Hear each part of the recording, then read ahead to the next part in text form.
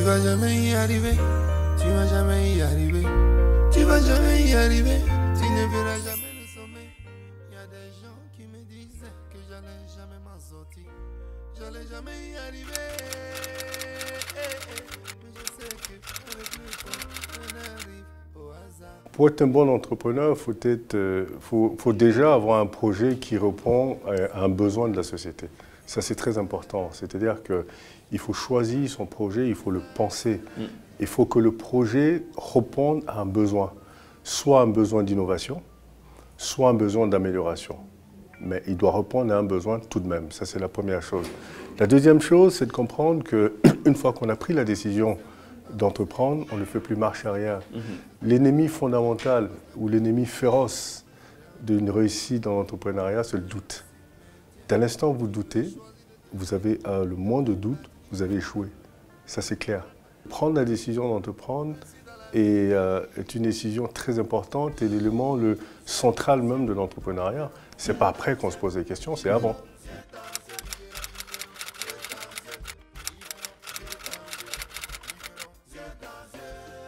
Vous n'avez pas besoin d'être spécialiste du projet dans lequel vous voulez vous lancer. Ça peut aider, mais ce n'est pas nécessaire.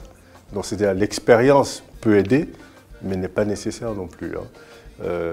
Comme je dis, je reviens toujours là-dessus, le plus important, c'est que votre projet réponde à un besoin de la société. Vous avez structuré votre projet, vous l'avez pensé, vous avez réfléchi, vous avez anticipé sur ce que ça pourrait donner. Ça ne veut pas dire qu'il n'y aura pas des difficultés, parce que les difficultés font partie même de ce processus d'entrepreneuriat. D'ailleurs, vous avez une maxime, il ne faut pas considérer un échec comme un échec, c'est plutôt une expérience. Absolument, de laquelle vous tirez des leçons et des enseignements et vous avancez.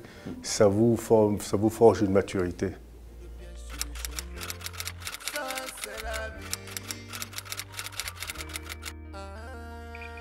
Il y a des statistiques qui ont démontré que plus on a d'entreprises, plus vite le pays se développe et mieux le pays se développe. Donc ce que ça veut dire que le secteur privé est certainement la clé du développement d'un pays. Il faut oublier l'État-providence? Ça n'existe plus, on n'est plus à cette époque d'État-providence. Le rôle de l'État, ce n'est pas de créer de la richesse, ce n'est pas de créer des emplois. Le rôle de l'État, c'est de créer un environnement propice justement à l'entrepreneuriat. Un environnement propice pour que ceux qui créent de la valeur, qui créent des emplois, qui créent des richesses, puissent justement opérer. C'est ça le rôle d'un État.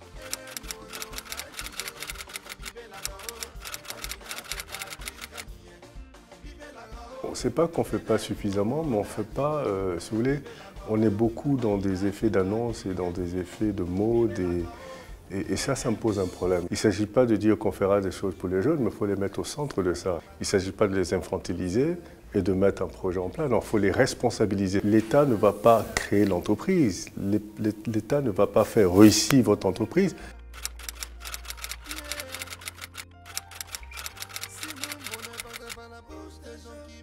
Malheureusement, beaucoup de jeunes ont l'impression qu'il faut absolument avoir de l'aide de l'extérieur, il faut absolument avoir, je ne sais pas moi, aujourd'hui avec Internet, vous avez toutes les informations que vous voulez.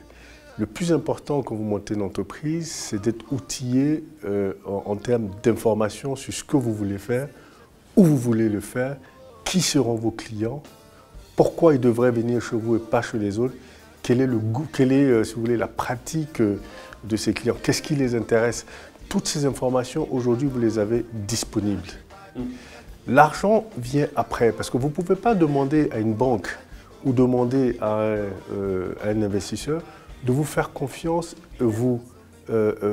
soit prêter ou investir dans votre business, si vous n'avez pas fait vos preuves.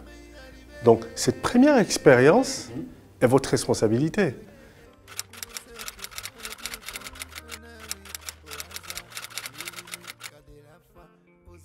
Rendez votre projet attractif. Si vous voulez, l'entrepreneuriat, ce n'est pas de la solidarité, c'est du business, c'est une relation gagnant-gagnant. Qu'est-ce qui gagne lui, celui qui doit vous financer? Posez-vous toujours la question quand vous présentez un projet à quelqu'un. Pensez à son intérêt d'abord, puisque c'est lui qui doit financer, ou vous recherchez des capitaux chez lui. Quel est son intérêt? Une fois que vous avez établi ça, eh ben, vous avez la solution de votre financement.